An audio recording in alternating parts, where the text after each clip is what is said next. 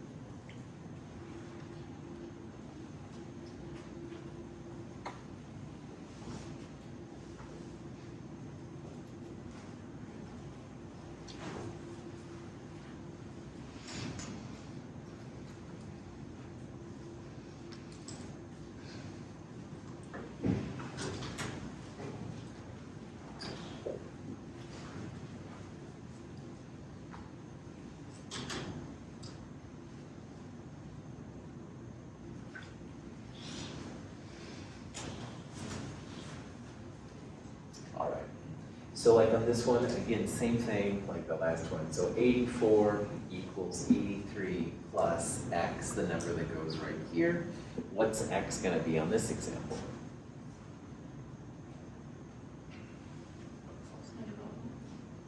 So 83 minus 1 would be 82. All right, so it's not going to be a -1, but I like the 1 part. Let's try a +1, all right? Because 83 plus 1 would be 84, okay? And then for the top number, 207 on the left equals 207 plus x. What would x be in this case then? 0, good. So if you look through this list, you have a positive one, and people sometimes are tempted to put like a proton in. But because of the top part, this one's actually going to be the positron. It's a 0 plus 1 beta. So this is an anti-electron that's being kicked out, all right? Positrons have a positive 1 at the bottom, but it's 0 in the top. They don't have any protons and neutrons. Electrons, on the other hand, have a negative 1 on the bottom with a 0 on the top. So they're very similar. This one, by the way, would be called a positron emission or a positron decay. If you hear those terms, it just means that whatever is being decayed or emitted is a product. If you hear about a capture, like a neutron capture, then that would mean a neutron is being captured by the reactant to create something new. So both of these last examples here have been emissions or decays of whatever the particle is. Any questions on that? Sweet. So here's a problem. This one is undergoing an electron capture. All right, and I know that because the electron is a reactant. And so in this problem, a new product is being formed. See if you can figure out what the new product is.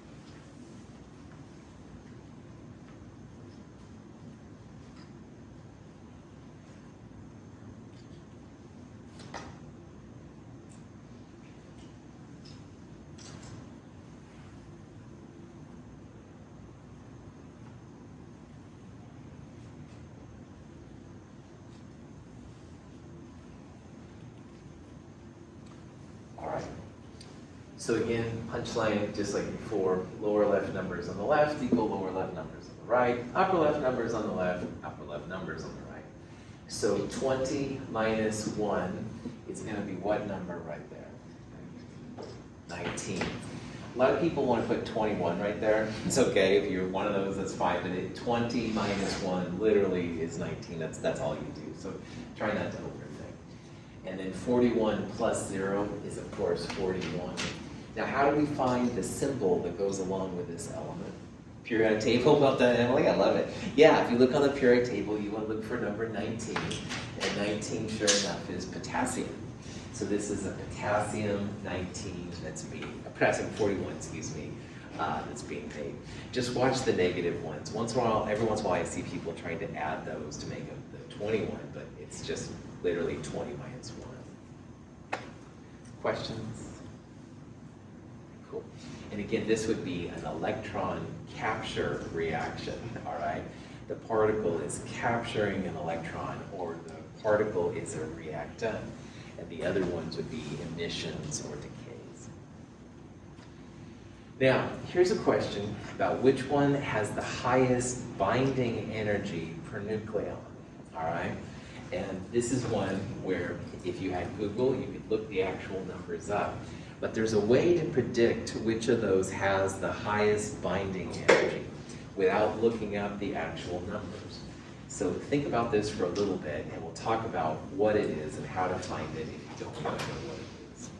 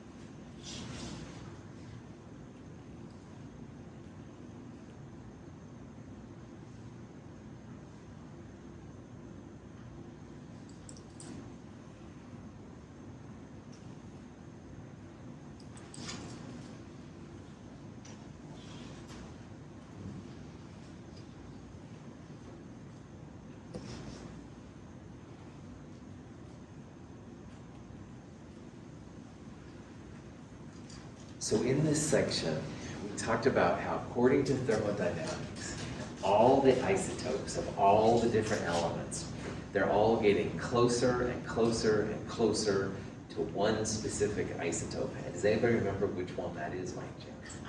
Iron. Well done, iron. Iron 56 is the ultimate, if you will, in terms of thermodynamics. So 26, 56. And when I say that, that means that that's the last element that you can turn other elements into and still get energy out. So elements bigger than iron will undergo fission. Elements smaller than iron will undergo fusion. But they're all going to get closer and closer and closer to iron 56. If you had a universe of iron 56, it would essentially be a dead universe, because you couldn't transform the iron into anything else and still get energy out. And getting energy out is usually what makes reactions happen. All right, not all the times, but most of the time that's the case. Now, binding energy per nucleon, or just binding energy, is one way that chemists use to understand this iron 56 phenomenon. So the iron 56 has literally the highest binding energy per nucleon. A nucleon is just a total number of protons and neutrons. So in a list like this, you want to pick the element which is closest on the periodic table to iron, all right? And thorium, quite a bit bigger. Helium and lithium, quite a bit smaller. But nickel is pretty close to iron. So we would predict, without looking at any numbers, that the nickel here is the one that's probably the best, all right?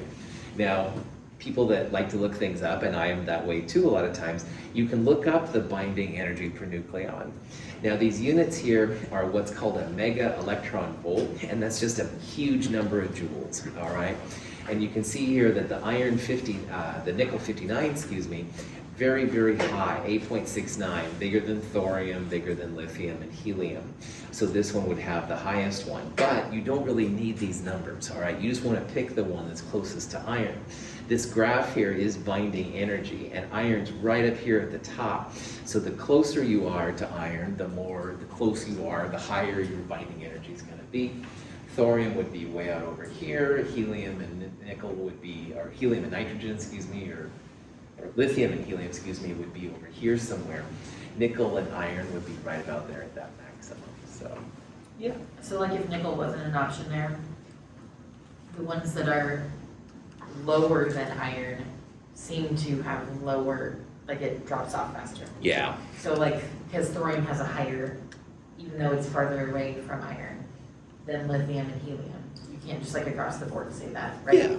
So it looks like the ones to the right of iron, it drops off a lot slower. Big time. That would be a reasonable thing to do.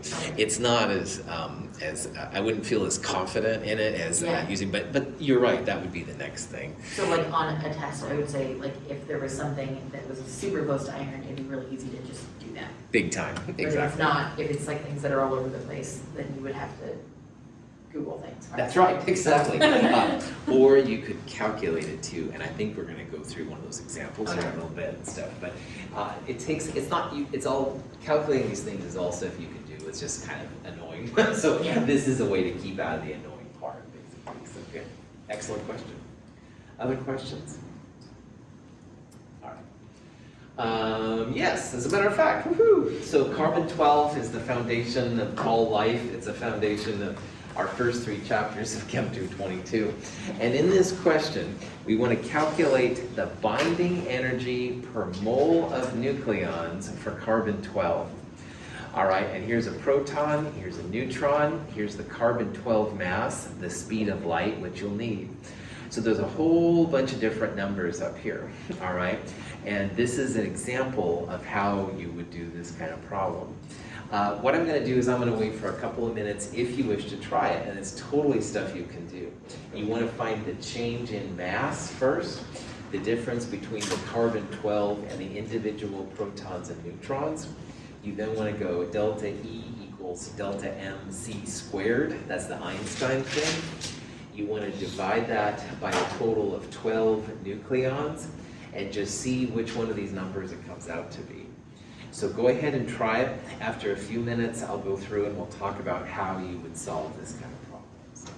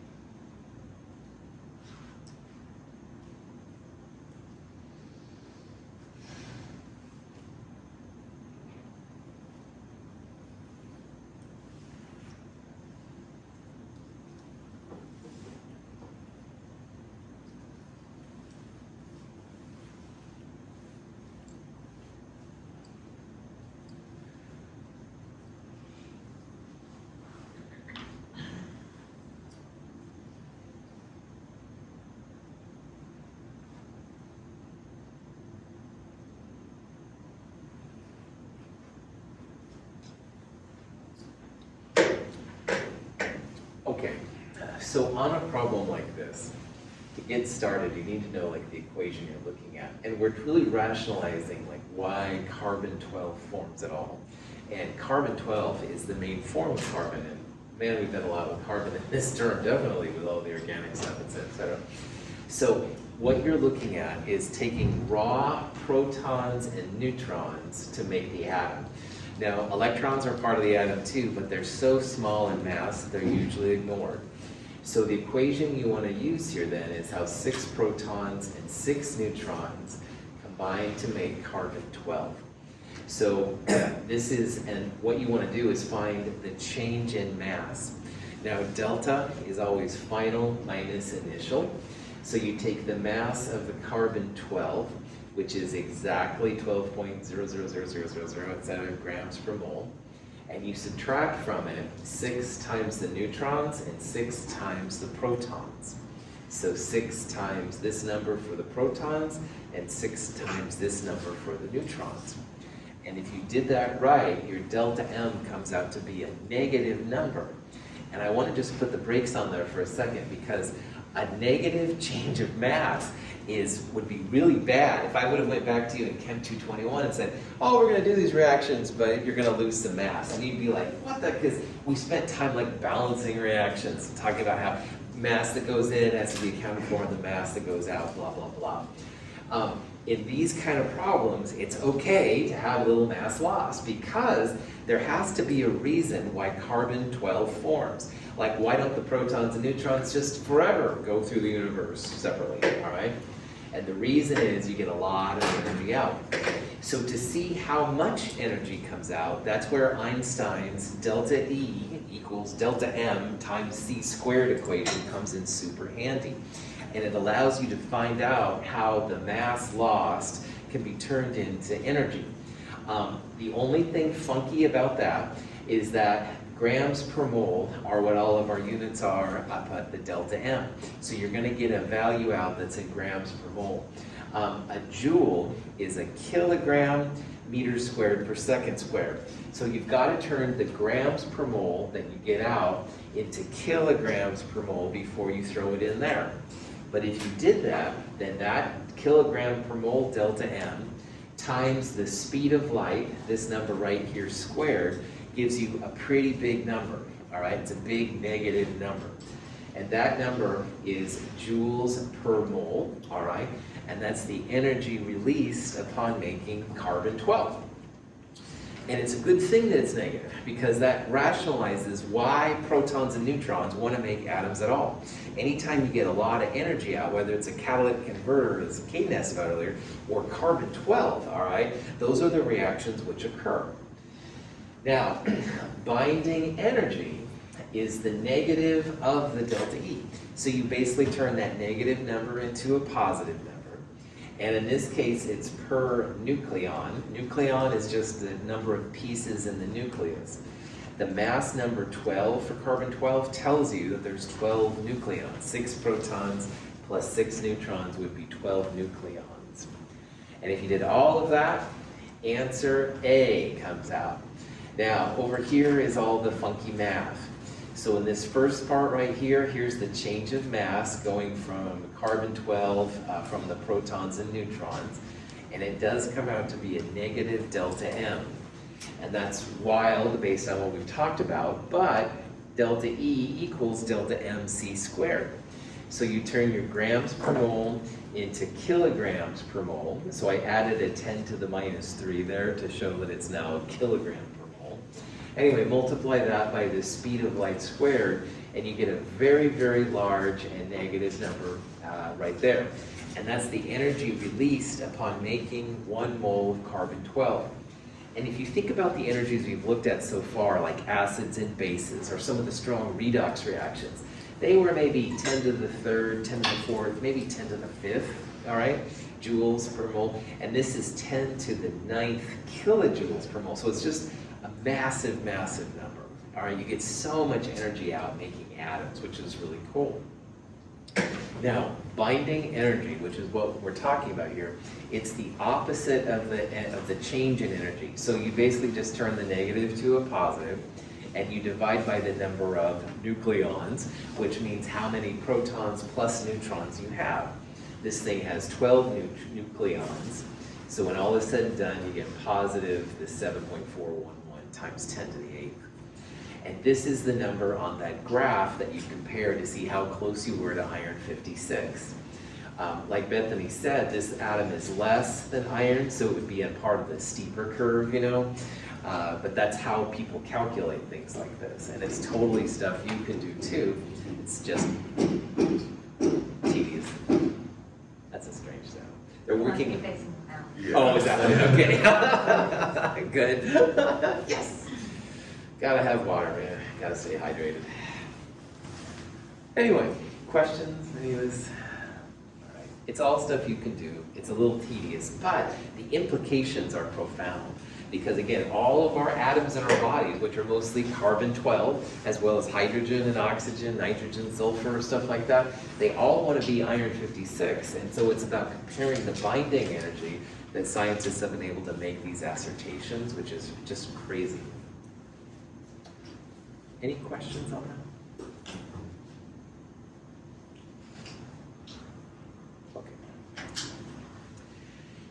Here's a question. It's got radioactive iodine-131, and this is actually used for different medical procedures. But anyway, half-life 8.04 days. And the question is, if you start with 8.8 micrograms, how much is left after 32.3 days? So in this problem, we're back to the integrated first order rate law. Natural log A over A0 equals minus KT. And because it's a radioactive sample, we can throw in the idea that half-life 0.693 divided by K. So we're trying to find A, how much is left after 32.3 days. See if you can use this information to figure out which one of those answers makes sense.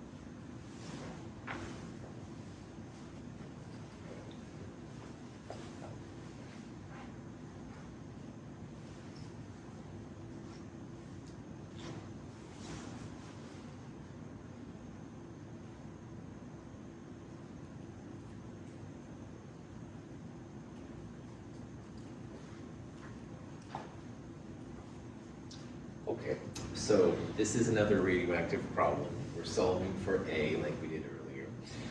Notice here we're using micrograms instead of moles per liter, etc. Just crazy how many different things can go in here. The answer will be less than 8.8 at the end. After that, natural log A over A0 equals minus KT. So T, the time elapsed, 32.3 days. But we don't know K, but like we talked about last time, we can get K from half-life. K equals 0.693 divided by half-life. The half-life, 8.04 days. So on this problem, to get rid of the natural log, you take the anti-natural log, the e to the x button. So it basically comes down to 8.8 times e raised to the power of minus 0.693 divided by 8.04 times 32.3. And this is where your calculator is your friend, man. All right, just let it do the hard work and stuff. You just plug and chug. Use parentheses if in doubt, just to make sure that everything works out.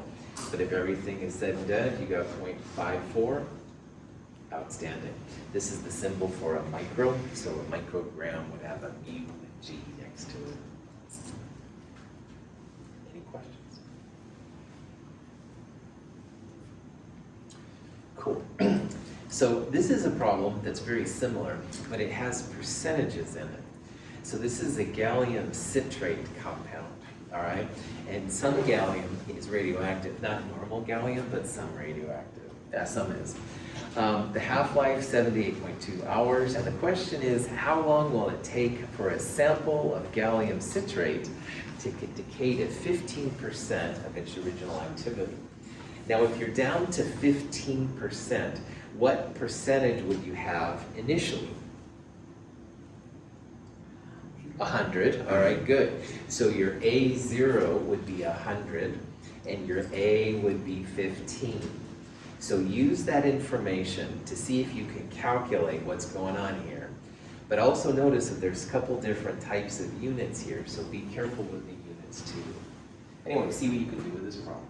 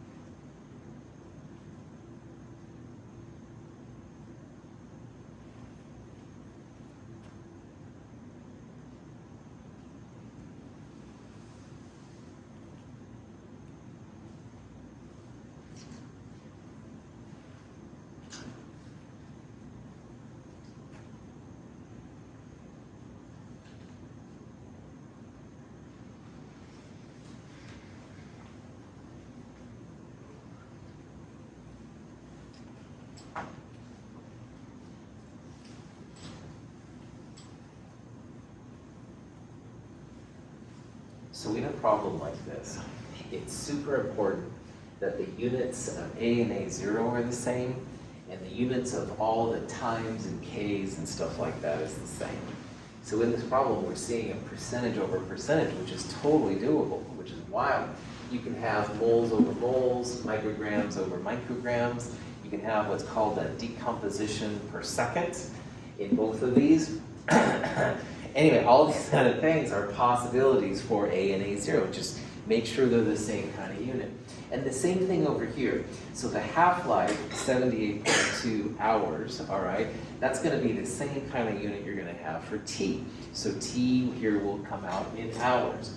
If you have a K value that was inverse hours, then that means your time will come out to be regular hours too. So just make sure they're all the same. Now, for time, the answer we're going to get is going to come out to be in hours. But if it doesn't look like one of the hours, you can turn hours into minutes, minutes into seconds, stuff like that. So just FYI, that's another possibility of how things go.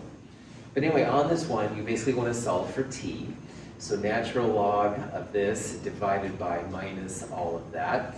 It does come out to be one of the answers. It comes out to be 214 hours that it takes.